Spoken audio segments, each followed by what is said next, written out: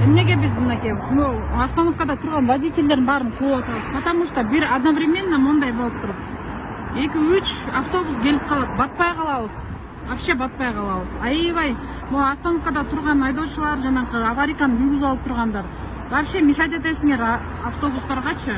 Ошон үчүн койбоңуздар деп биз турабыз ушул жерде айдап бардыгынчы өзүбүздүн выходной күнүбүздө чыгып ушу автобус остановкага койгон водительдерди айдаңыз эметип атабыз, кууп атабыз.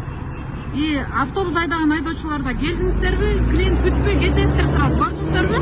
Анын артынан кайра дагы бирөө келип атат. Бул жака машинаны коюп койсоңуздар, биз кантип кайра коюп, кайра аябай неудобствону создавать этип атасыңар. Ошон үчүн суранат элек сиздерден. Койбоңуздар автобус остановкаларга машиналарды койбойбуз.